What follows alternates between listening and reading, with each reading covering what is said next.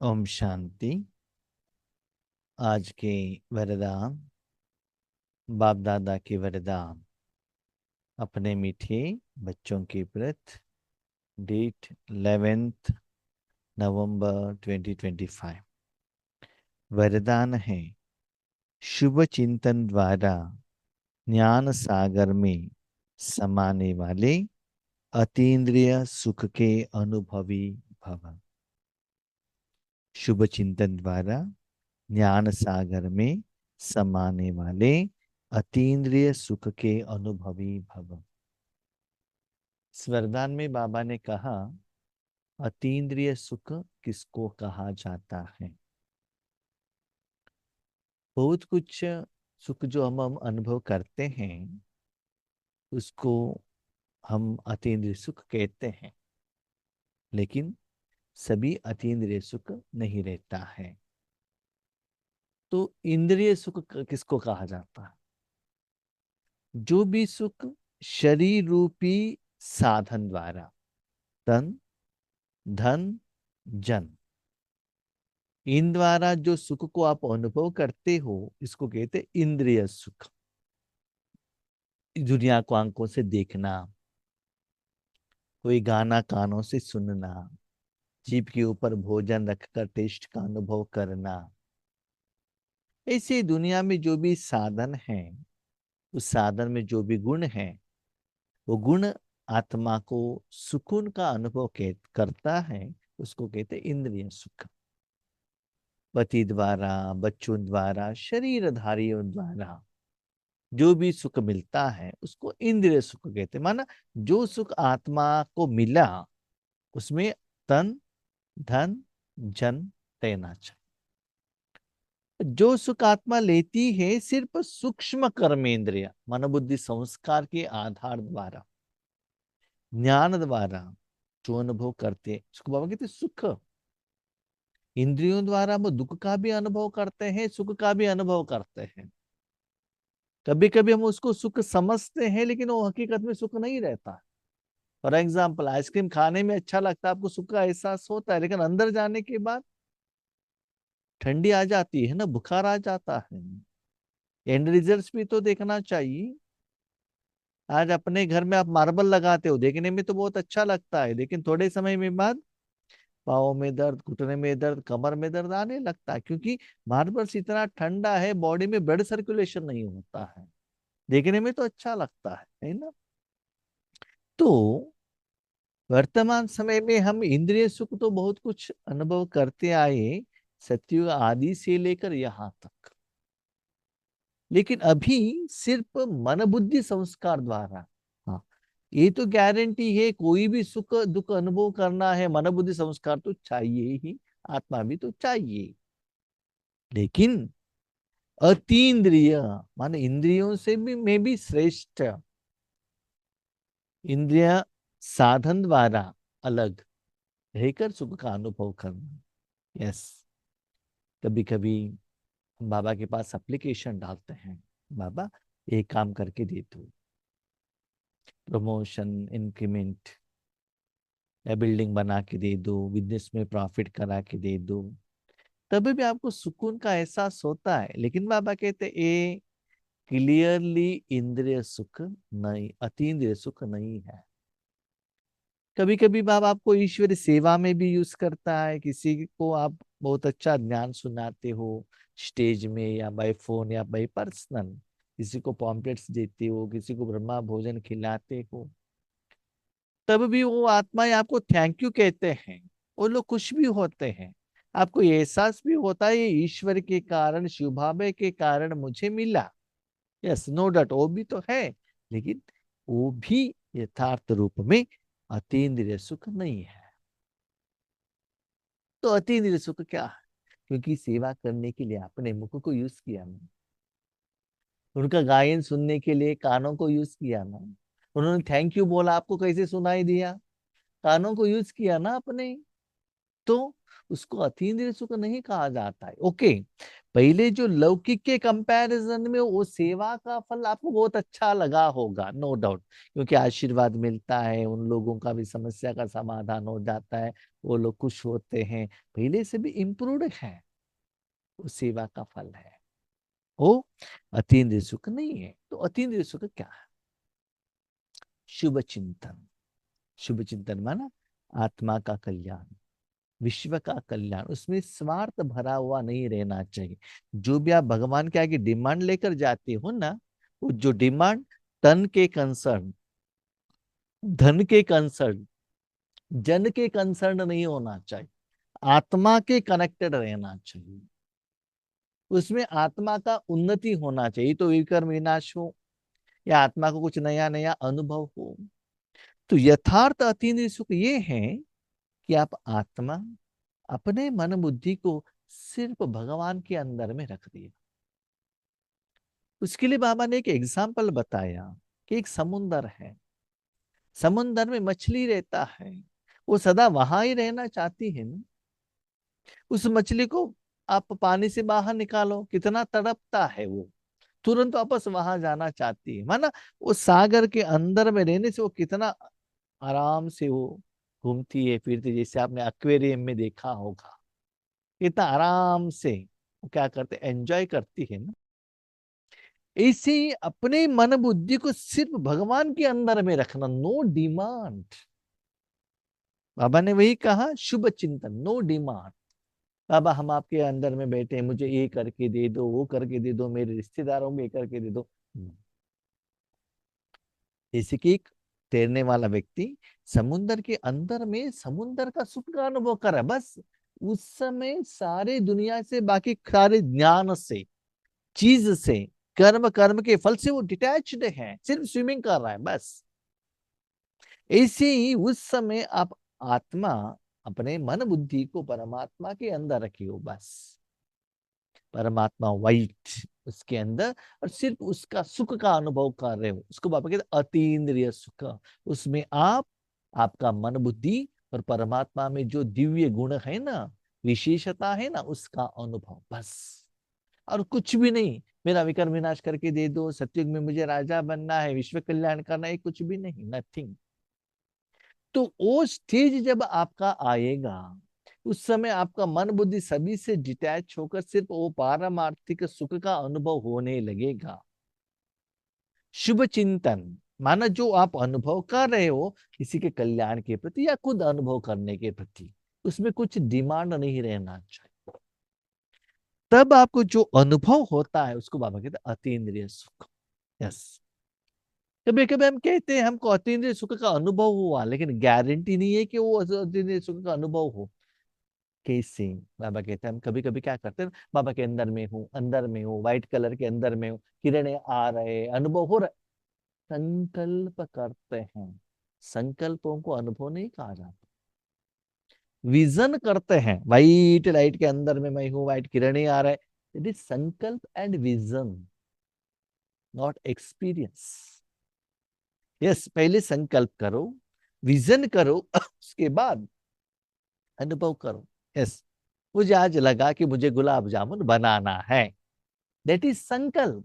संकल्प करने से गुलाब जामुन नहीं आएगा, पैकेट लेकर आओ, गुलाब जामुन बनाओ, तब आपको पैकेट दिखाई देगा, गुलाब जामुन बनाया हुआ भी दिखाई देगा, कटोरा के अंदर में भी है, स्पून में भी है, आंखों के सामने भी है, दिस इज विजन। देख रहे हो आप, नो डाउट गुलाब जामुन को भी देख रहे हो, लेकिन उसी गुलाब जामुन को जीभ के ऊपर रखने से उसमें जो गुण है वो जीभ द्वारा, मन बुद्धि द्वारा आत्मा तक जाकर पहुंच जाता है, उसको कहते हैं अनुभव।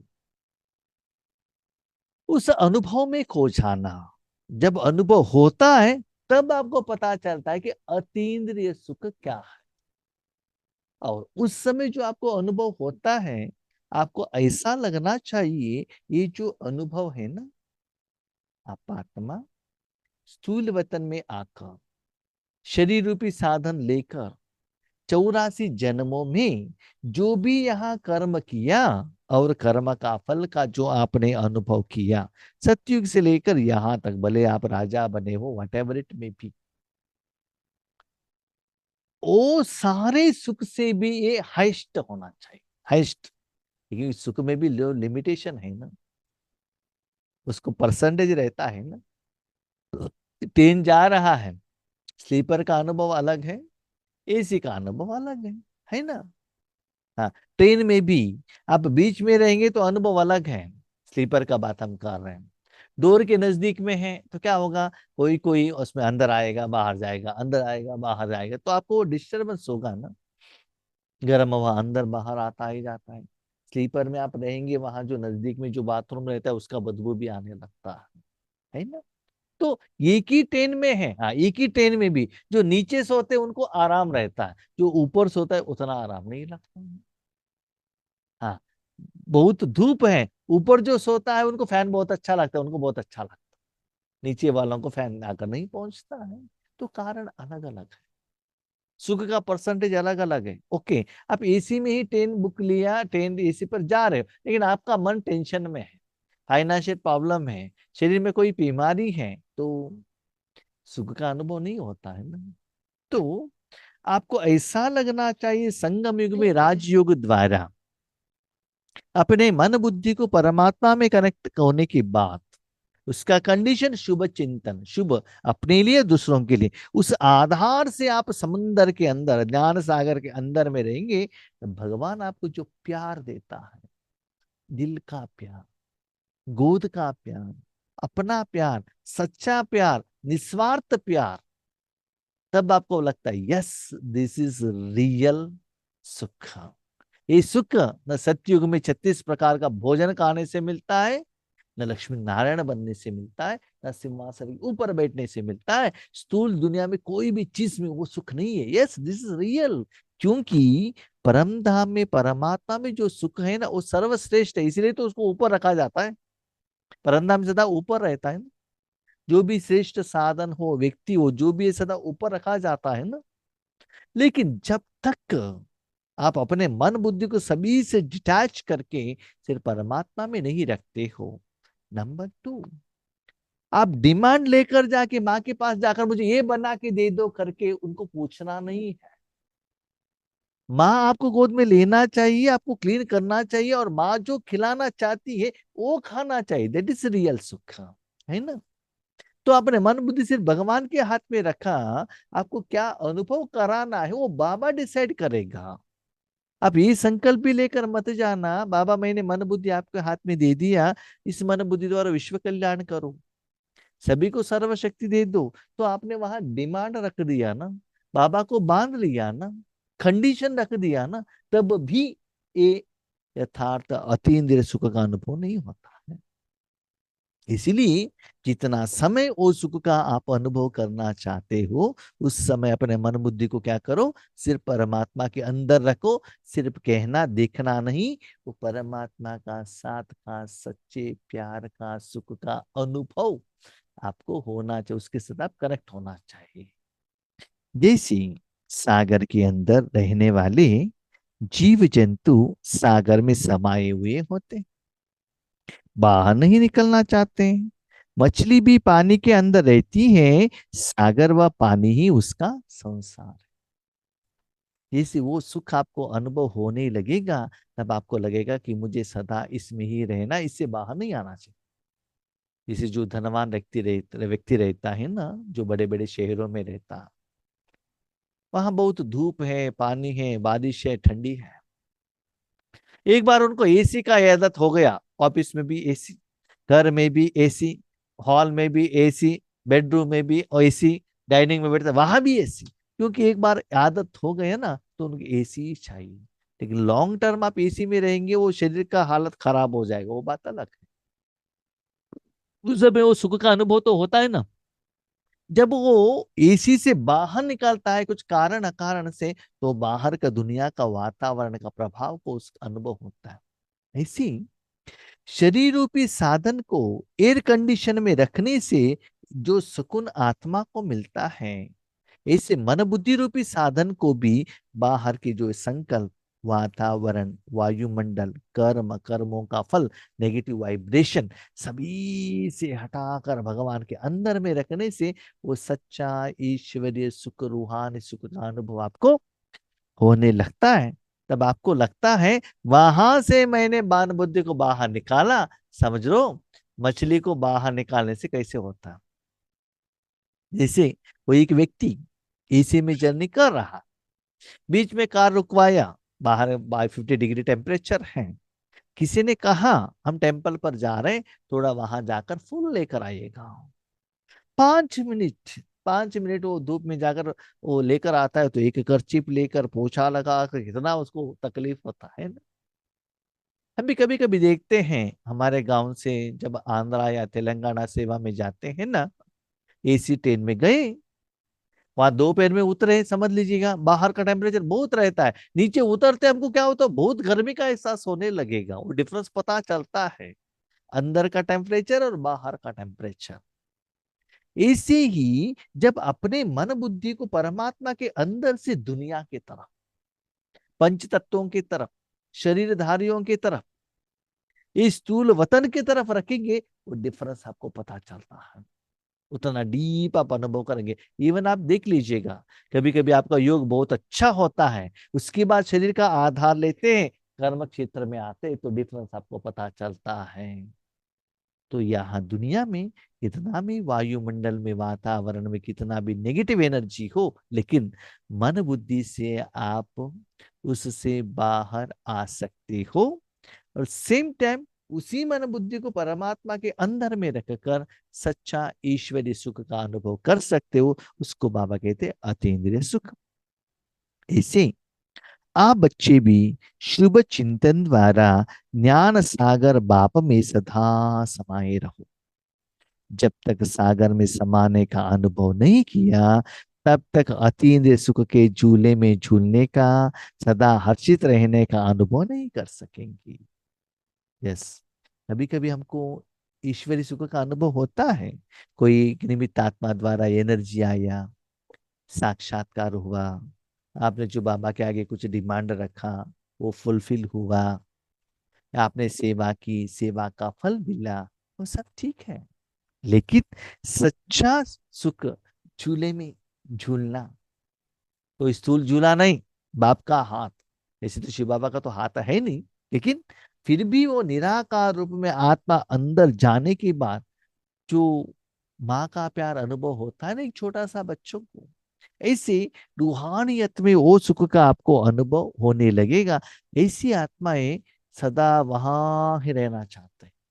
आप जानते हैं एक छोटा सा बच्चा है ना, माँ कैसे भी हो, इवन आपने देखा होगा जो रोड काम करने वाले माताएं रहते हैं ना, अपने छोटे बच्चों को गोद में रखकर ही वो मट्टी उठाते रहते हैं, मट्टी को निकालते रहते हैं, माँ को सुस्ती भी नहीं होता है। थोड़ा समय उन्होंने नीचे रखा तो तुरंत वो बच्चा क्या करेगा, रोने लगेगा, नहीं नहीं नहीं नहीं, नहीं मुझे गोद में उठाओ, है ना। तो आपको भी ऐसा लगना चाहिए, इतना अतीन्द्रिय सुख का अनुभव, थोड़ा सा भी आपने मन बुद्धि को दुनिया की तरफ रखा, आपको लगना चाहिए कि मैंने कुछ खो लिया है, मैं अतंत्र हो गया हूँ, मैं अनाथ हो गया हूँ, मेरे कोई नहीं है, ऐसे लगना चाहिए, है ना। जैसे अपने घर में, लौकी घर में रहेंगे तो कितना सेफ्टी का एहसास होता है, अलग देश में, स्टेट में, या कोई घर में बाहर जाएंगे तो अकेलेपन का एहसास होता है ना, यहाँ अपना कोई है ही नहीं करके। ऐसे मन बुद्धि से भी भगवान का वो सच्चा प्यार का जब आपको अनुभव होने लगता है, जब आप उस स्टेज में रहते, उसका विधि है, मैं आत्मा सिर्फ बाबा के अंदर में हूं, मैं बाबा उसका प्यार बस, बाकी तीनों लोगों से, ड्रामा से, और कोई पाठ से, कोई साधन से, कुछ सेवा से मुझे कुछ भी लेना देना नहीं है, किसी के साथ कनेक्शन मत होना। तो ऐसे जीवन सेवा से, 84 जन्मों से, विश्व सेवा से, बेहद की वैराग, किसी से नहीं, सिर्फ उस सुख का अनुभव करके देखना, सच्चा सुख अनुभव होने लगेगा। लेकिन वो अनुभव तुरंत वहां जाते ही नहीं होगा। क्यों? एक छोटा सा बच्चा अपने शरीर और कपड़े को गंदा करके आया है और कहता है माँ को, माँ मुझे गोद में ले लो, क्या माँ गोद में ले लेगी क्या? क्या आप माँ होने के बाद तो बच्चों को ले लेगा? नहीं लेगी ना। तो पहले तो क्लीन करना पड़ेगा ना। तो क्लीन करना माना क्या है? मन बुद्धि को सारे दुनिया से आपको हटाना पड़ेगा। जब बाबा के गोद में जाते हो, कोई सेल्फिशनेस, स्वार्थ का भाव वहां नहीं रहना चाहिए। तभी बाबा से इस प्यार का अनुभव आपको होगा। इसके लिए स्वयं को एकांतवासी बनाओ, अर्थात सर्व आकर्षण के वाइब्रेशन से अंतर्मुखी बन। एकांतवासी, एक बाप दूसरा कोई नहीं। ऐसे बाबा में ही मन को रखना। साथ में न कोई व्यक्ति, न कोई साधन, न कोई कर्म, 84 जन्म का न कोई संस्कार, स्थूल दुनिया का न कोई कर्म का फल, यहाँ का और कोई ज्ञान, कुछ भी नहीं। जैसे कोई एक व्यक्ति दारू का बॉटल लेकर खुद पी रहा है, तो कैसे नशा चढ़ता है ना, कोई मुझे नहीं देख रहा है ना। ऐसे ही आपको एकांतवासी, आप एक हो बस। आपके साथ मानव बुद्धि, आप किसके साथ कनेक्टेड हो? परमात्मा के साथ। तो परमात्मा में जो गुण है वही गुण का आपको अनुभव होना चाहिए। तो अंतर्मुखी तो अंतर्मुखी क्या है? आपके अंदर में आत्मा है, बाहर में तन धन जन है। उसके तरफ आप अटेंशन रखेंगे तो अंदर का अनुभव नहीं होगा ना। घर में आ गए, डोर बंद करो, घर के अंदर आ जाओ, वहां आपके माँ बाप बैठे हैं। डोर ओपन करके बाहर जाओ, फ्रेंड्स है, दुनिया है, भोजन है, होटल है, टीवी है, बहुत कुछ है। वो सच्चा सुख नहीं है। अंदर आते ही बाहर को सब भूल जाओ। ऐसे जब आत्मा की तरफ जाते हो, आत्मा को जो चाहिए उसके तरफ अटेंशन रखो, है ना। उसमें तन धन जन नहीं आना चाहिए। अंतर्मुखी, आत्मा की आत्मा क्लीनिंग करना, आत्मा को सुंदर बनाना, नया नया सुख का अनुभव कराना। तो आत्मा की तरफ अपना मन बुद्धि रूपी मुख को उसके तरफ देखो। अंतर्मुख से आत्मा को देखो, परमात्मा को देखो, परमात्मा का बात सुनो। परमात्मा जो भोजन खिलाते हैं, रूहानी भोजन भोजन खिलाते, उस टेस्ट का फील करो। जो गोद में उठाने के बाद जो स्पर्श का जो सुख मिलता है वो अनुभव करो। ये कहीं बाबा स्थूल की बात नहीं कह रहे हैं, आत्मा के रूप में। जब तक आप ये साधना नहीं करेंगे ना, तो बाबा का ये लैंग्वेज आपको समझ में नहीं आता। ये क्या है? आंखों से देखना, कान, इसे भी जब आप अंतर्मुखता में रहते हैं, आत्मा के रूप में रहते हैं, ऐसे भी रहता है क्या? जरूर रहता है। हम्म? जब अपने मन से बात करते हो ना, तो मन भी बात करता है ना, तो परमात्मा भी बात करता है। हम्म?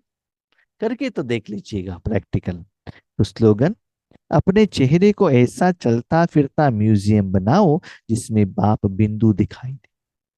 जैसे अपने शरीर को भी बहुत अच्छे रूप से आपने सजाया है, बिंदी लगाया है, जहां भी जाते हो। यस, जब आप उसको श्रृंगार करते हो ना फेस, उस समय आईने को देखते हो, राइट। जब आईने में देखते हो तब आपकी फेस के ऊपर क्या है तब आपको दिखाई देता है, राइट। लेकिन बाहर की दुनिया में जाते हो ना, उस समय आपका फेस, मुख आपको दिखाई नहीं देता है, नो। लेकिन घर में रहते हुए बेडरूम में उस मुख को जो आपने श्रृंगार किया, वो जो श्रृंगार और जो बिंदी, वो लोगों को दिखाई देता है। कहाँ तक? वापस आने तक, जब तक आपने उसको मिटाया नहीं, राइट। ऐसे ही इतना पावरफुल एनर्जी, अतीन्द्रिय सुख का आप अनुभव करते रहेंगे अंदर से, अंदर से। आत्मा को ऐसे श्रृंगार किया है, ऐसे करने से, रेगुलरली वैसे रहने से क्या होता है? सारा दिन आप जहां भी जाओ, आपके द्वारा भगवान का प्रत्यक्षता होगा। आप माताएं बहुत अच्छे जानते हैं। जब आप ऐसे श्रृंगार करके जाते हैं ना, बहुत धूप में जाएंगे तो क्या हो जाएगा? वो कर्चिप लेकर ऐसे करना पड़ेगा तो सभी श्रृंगार चला जाता है ना। ऐसे ही मन बुद्धि को भी ज्यादा विकार में, लौकिक परिवार में, चिंता में, ऑफिस में, रिश्तेदार में, यहाँ रखने से वहां जो इतना काम क्रोध लोभ मोह अहंकार का इतना पावरफुल अग्नि है, उस अग्नि में बाबा ने जो आपको बनाया हुआ जो ब्यूटी पार्लर है ना, वो सभी चला जाएगा।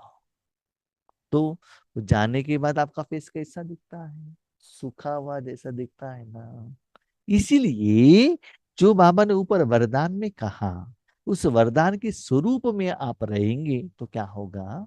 आपको वो सच्चे सुख का अनुभव होने लगेगा। साथ में आगे वालों को भगवान का प्रत्यक्षता कराने का म्यूजियम आप बन जाएंगे। इसका मतलब कारण क्या होता है? परमात्मा का जो गुण है ना, विशेषता है ना, सभी को अनुभव होने लगेगा। जैसे आप कहाँ भी गए हैं, फोन पर अपने पति से बात पे, आपकी साउंड द्वारा, वॉइस द्वारा लोगों को भी पता चलता है ना ये पति से बात कर रहे हैं करके। ऐसे ही मन में भगवान को रखने से भगवान का प्रत्यक्षता होगा। ठीक है, ओम शांति।